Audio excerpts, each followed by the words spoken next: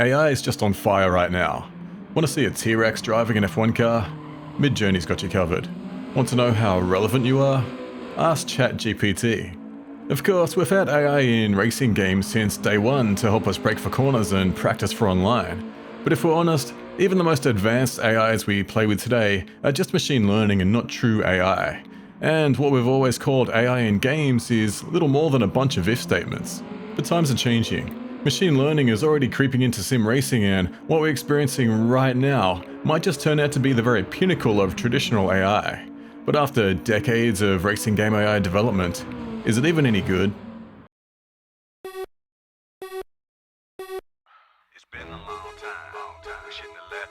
To find out, I've lined up all the usual suspects. We've got iRacing, Assetto Corsa Competizione, Automobilista 2, Gran Turismo 7, Project Cars 2 and 3, Race Room Racing Experience, Grid Legends, R-Factor 2, Forza Motorsport 7, and even its brand new little brother, Forza Motorsport. But before we even get into any of those, what are we even trying to measure here? What makes a good AI? Some say we want an AI that races like a human does. You know, like this guy. This is what you want, so it rams a lot. While we might say we want realistic human-like AI, that's not really what we mean. For this video, I am setting the AI in all racing games to the hardest setting and testing three main things: Rubberbanding, Collision Avoidance, and, to kick things off, Racecraft. And how could we not start with a game that's maybe a little too hot out of the oven? Forza Motorsport. Off the line with my liquid-cooled 3080 pumping out a glorious 30 frames per second, you can see that the AI is, well, I don't hate that. The AI making mistakes is kind of what you want. But from here, I can't work out if the AI is too fast for me or too slow. I need to back off because the Aston in front is going nowhere, but at the same time I get taken by a Corvette on the outside. I guess it does nicely match the chaos of real drivers. And after checking that the AI difficulty is indeed cranked up to max, I set off again. Now watch this. Even half off the track and backing off, I still arrive at turn 1 first from the middle of the pack. Later on I let a bunch of cars pass me because I can't learn anything from being way out in front. To my surprise though, I just get dropped. I can't match the pace of the leaders at all. I should be slipping back through the pack, but the AI doesn't know how to pass. I can easily hold my position while making several mistakes. Overall, the AI is as fast as you want, but slow in a pack and needs a written invitation to pass. Is this an improvement over its older brother though? This is what developers Turn 10 gave us before their latest attempt at making a racing game. Back in 2017 when this game first came out, they were making big claims about adaptive AI based on the driving style of real people. But before we can judge any of that, the game needs to actually work. Hello? Haha, there's your problem. Linus is getting even my game cancelled. Once up and running though, everything's fine. Off the line they can be a bit slow, but it's nothing extreme. I particularly like that I can't make massive amounts of time under braking, which is often a sore point of racing game AI. In fact, I can have great battles against the CPU. At first it looks like this pass on the Ford is a complete slam dunk, but he goes deep on the outside, making me look amateur. I send it on the next turn only to run a bit wide. This is where he should have swept back in front of me, but as we'll see in later tests and in other games, the AI often cannot pass if you just wander about in the middle of the track. And this is going to be a general trend for all games in this section. They're all fine and often very similar, so let's blast through them. Starting off with Assetto Corsa Competizione, and the AI is really challenging. This guy on the outside is really hanging it out there. Up around the back of the track you can see I hold the gear here, giving the car behind a bit of a sniff. Even though I have aggression set to the near max, the AI just backs out, and I'm not sure how I feel about that.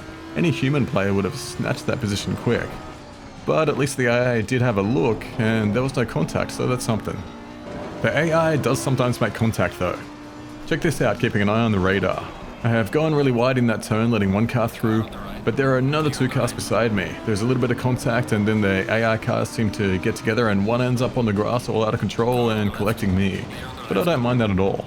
The kind of AI mistakes that infuriate me are those times when the AI cars don't seem to recognize your existence at all. But that one was a racing incident and makes me smile more than anything else. As for their pace, you can see that I'm falling back through the pack, which is exactly what I want to see when I set the AI up to its max pace. If I can just jump in with zero practice and win, then something's really up. iRacing now, and the first thing I notice is that they suck on cold tires. Braking doesn't get much earlier than that, and they aren't shy about taking a line away either. Watch this guy just creep over, trying to push me off the track.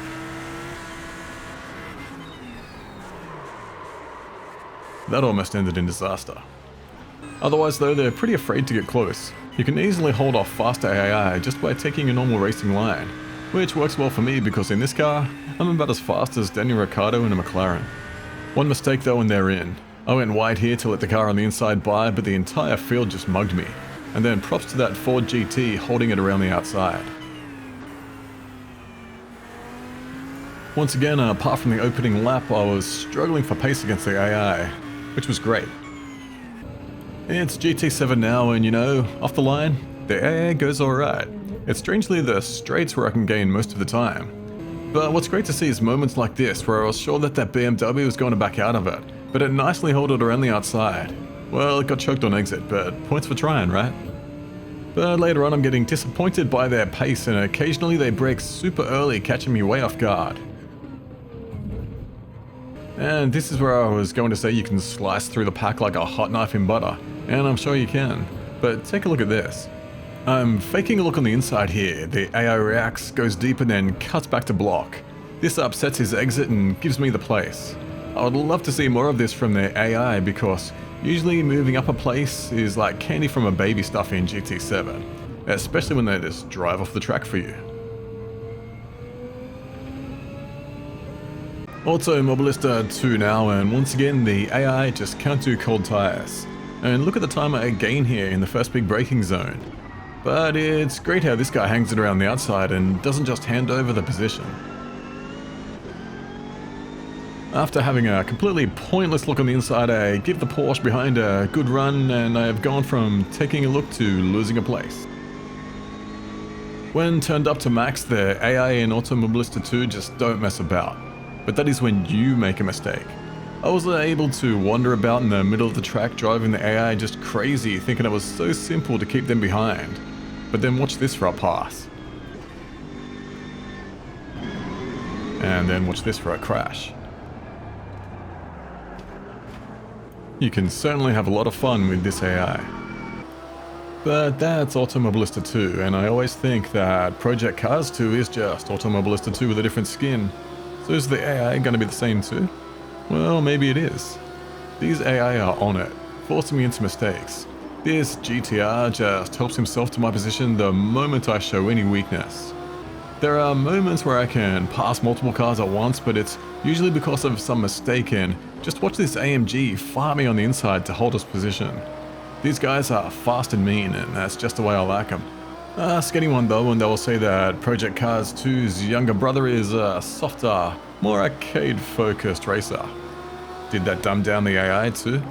Completely missing the start in Project Cars 3 sees the Audi test the structural integrity of my rear, and he learns it's hard as a rock but manages to sneak up the inside anyway. The Aston gets it all wrong and I nearly follow him, but I hold it all together and I think I've got this GTR covered, but then he shoots through, bringing his granddad Bentley with him. And I'm not used to this at all. Usually I game places hand over fist on the first lap of anything, but I can't even take this boat no matter how many times I let him know rubbing his racing. I think it's fair to say that the AI in Project Cars 3 is on it. They aren't afraid to make a little contact, show them any weakness though and you're done. But I have had no complaints. Assetto Corsa against the AI reminds me a lot of playing online with people who are just a little too afraid to make the pass. It's kind of cool to see the AI make natural looking mistakes and then to have them completely block the track just like real players, but for the most part it's way too easy to keep them behind you. I am nowhere near keeping pace with the pack, and you can see the train behind me in my rear view, but all they can do is wait for my inevitable mistake. They are satisfying to race against though in terms of pace. You can hunt them down lap after lap, closing in till you get that little snap and it's all over. Grid Legends. Now there's a curveball. This is an arcade game, so in that spirit, I'm gonna drive it like a madman. Honestly, this is a slightly too easy game for me, especially considering that I haven't really touched this game since I reviewed it, and I almost never play anything in an external view with a controller. But here I am, and really, I shouldn't be carving through the pack like this. It's impossible to really judge Racecraft when you don't even have to care where your opponent is. Just smash them. This is dumb fun, but not what I'd call the pinnacle of AI. Yet. Can you even go from Grid Legends to Race Room Racing Experience? I'm doing it anyway. Now, about those lines. See, I really thought this game was bugged, because it's not as if it's uncommon for a PC sim to be doing something stupid.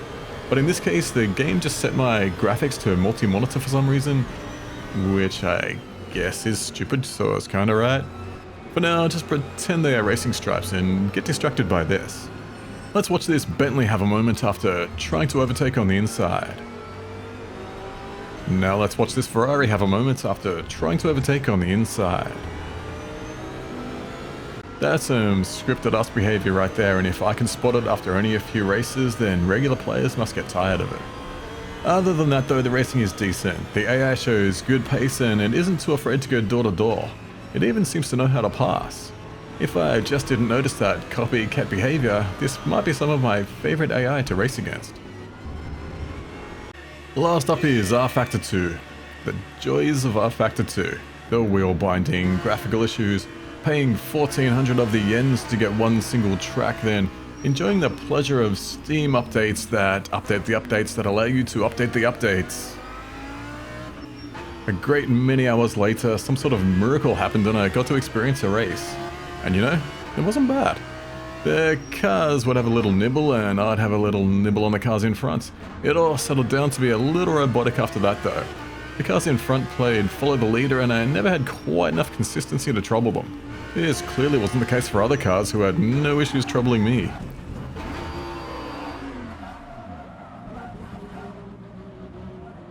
You'd think they would have backed off at some point.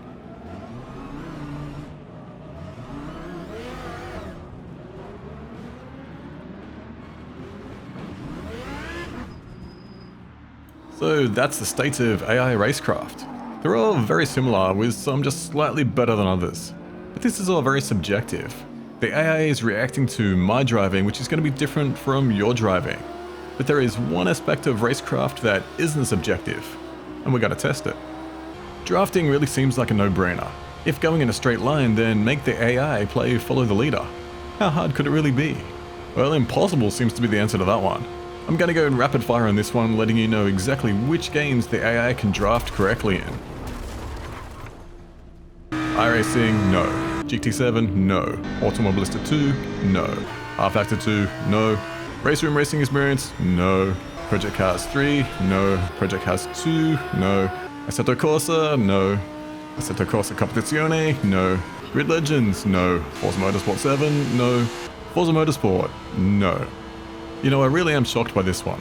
Drafting is a fundamental aspect of racing and it seems so easy to implement. Let me know in the comments if there is a game that does this right.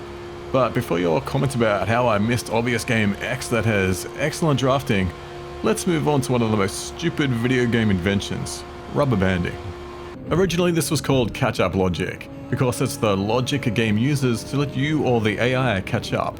It's found in all sorts of games because when a dude in a suit Googles what makes the game fun, it brings up sites that say this.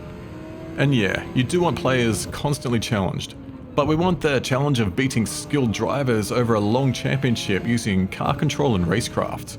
Where this advice goes wrong is when game designers instead try to apply this to every single race. Go slow and the AI goes slow, speed up and they telepathically speed up to match. The AI might be Schumacher, but whether you're getting Michael or Mick depends on your own lap time.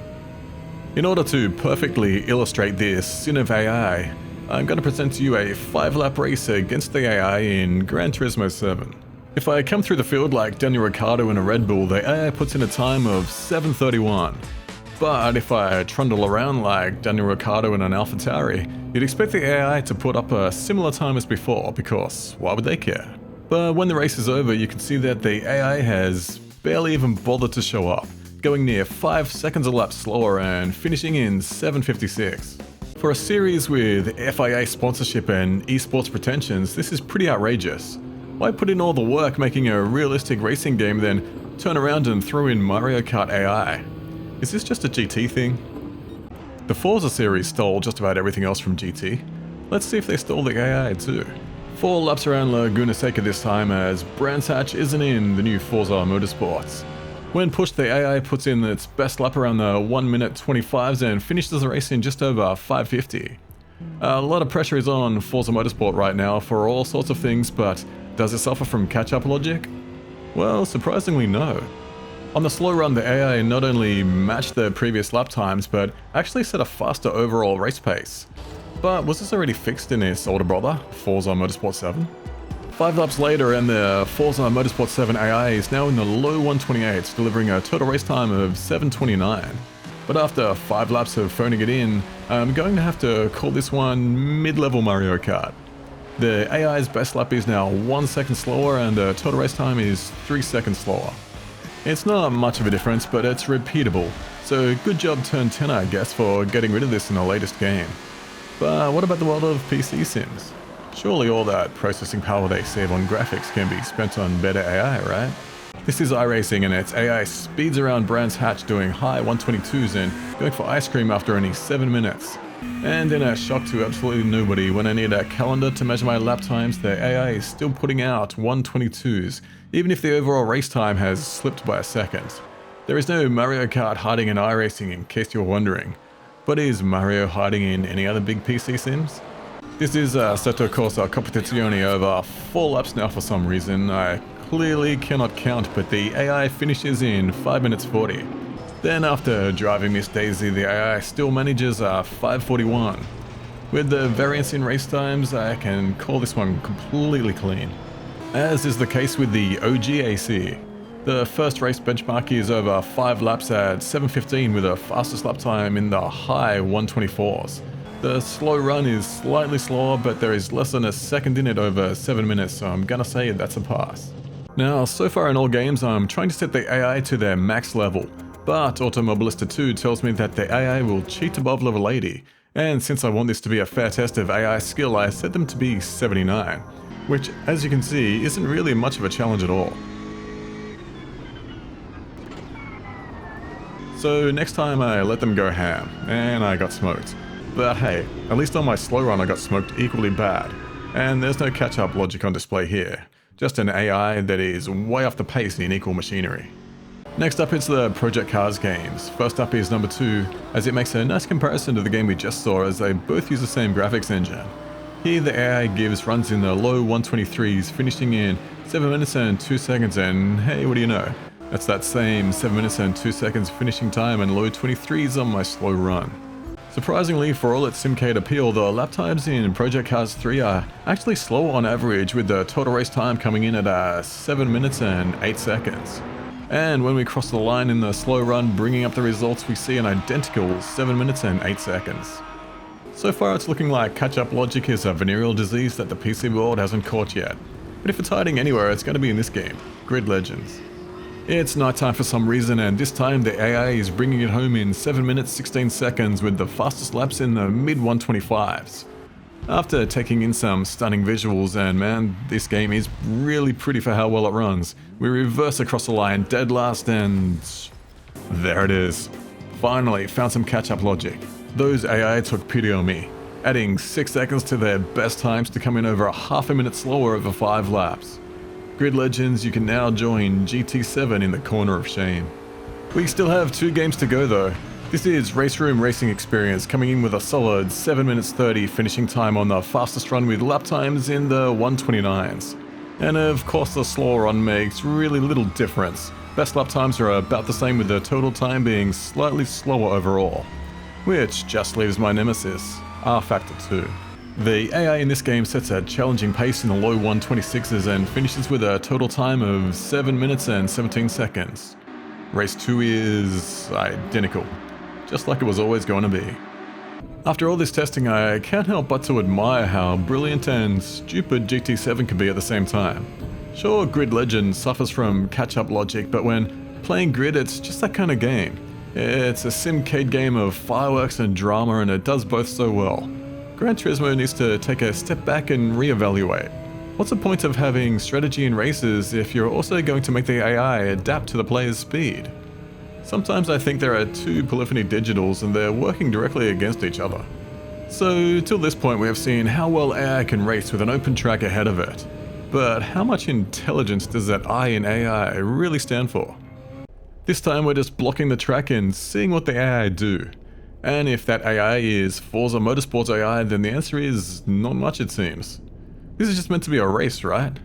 I've had faster accidents on my bicycle. I mean, look at them. Just queuing up to play Ram the Leader.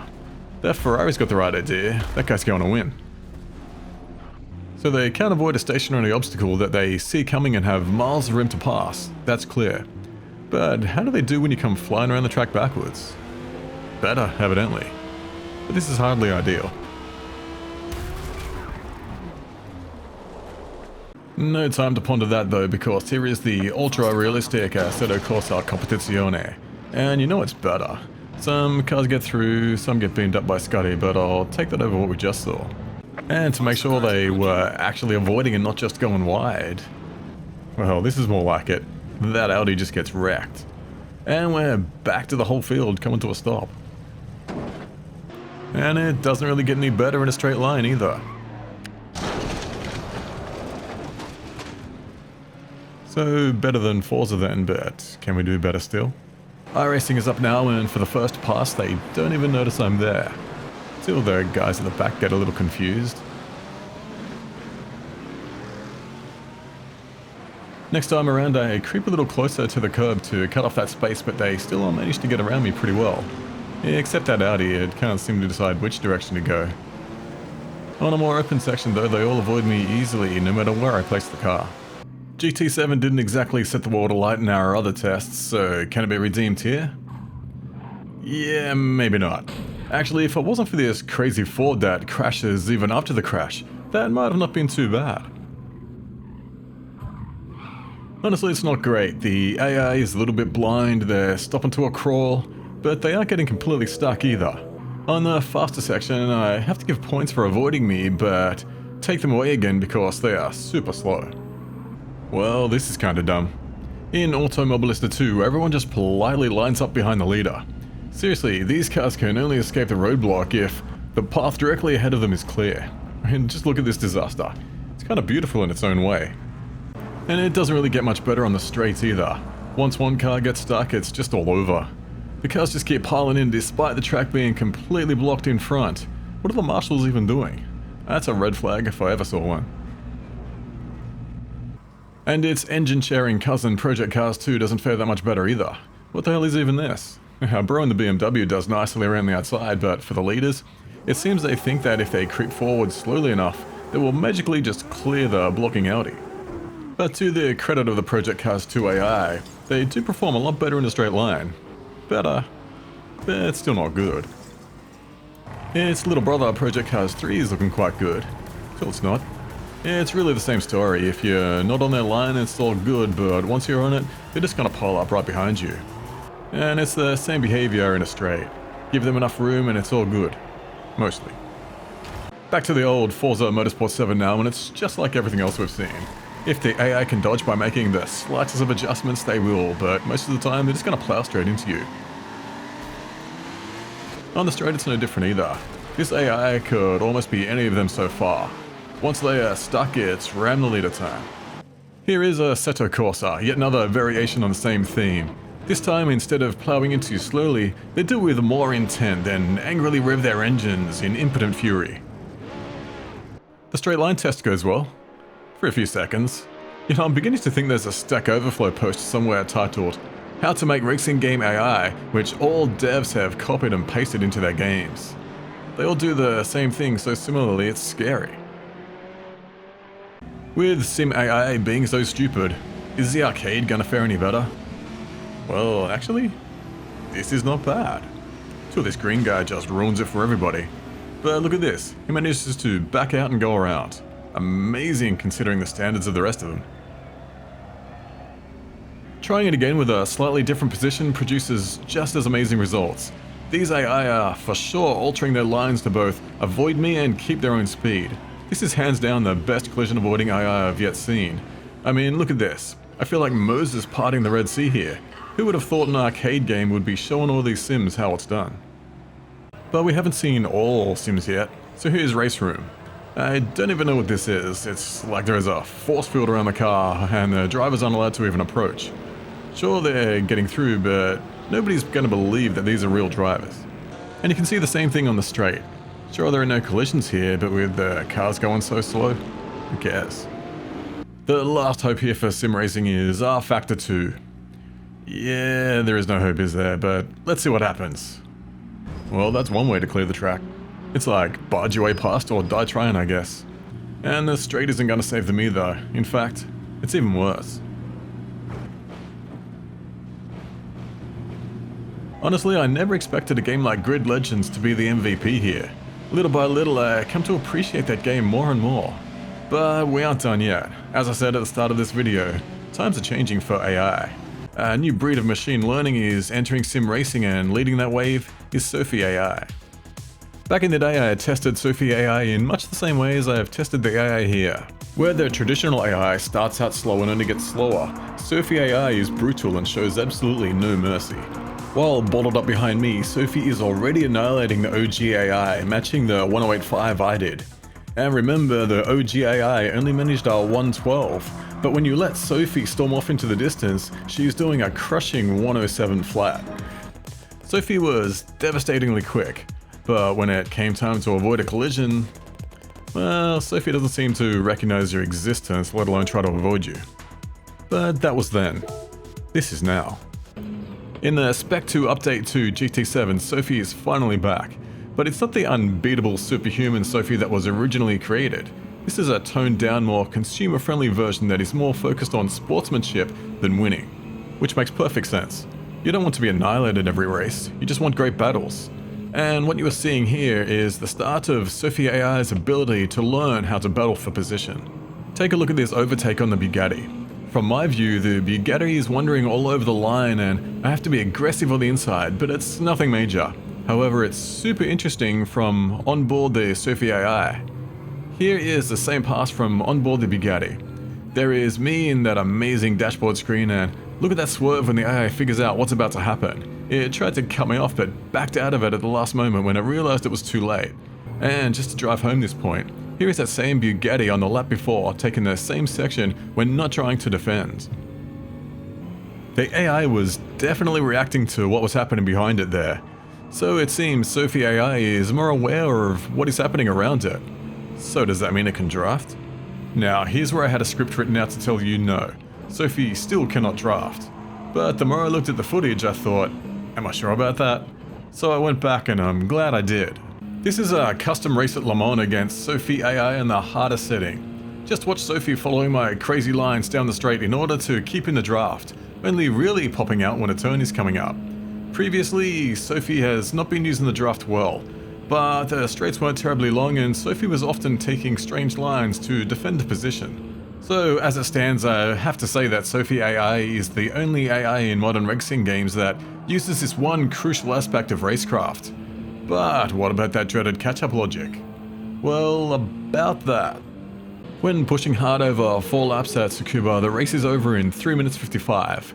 But if I take the scenic routes, 4:08. Now that's disappointing. You just know that decisions like this are coming from Polyphony Digital themselves, rather than the Sophy AI team. This behavior that needs to be coded in would be trivial to take out. What is not trivial is convincing the executives that having more realistic races is more fun than slipping in some Mario Kart. But there's still one more test, right? Sophy spectacularly failed the obstacle test last time out. Is this new awareness of its surroundings going to change anything? Well, hey, that's a lot better. I'm not going to say it's great, but at least most cars make it past and nobody's getting stuck. This isn't quite Grid Legends level of AI yet, but it's far from the worst. In a straight line, it's pretty much on a par with most other sims. You might not get hit straight away, but you're gonna get hit. I am straight up an online first player. I rarely get to experience the AI in most games.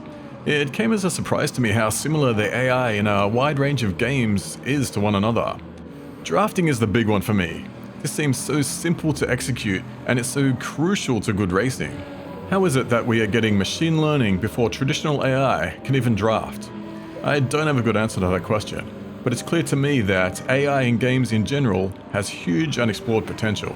I really think we are currently in a golden age of racing games. Never before has there been so many great racing games to choose from, each offering something the opposition doesn't. But as great as all these games are, if the industry really gets to grips with AI, then I don't think we've seen anything yet.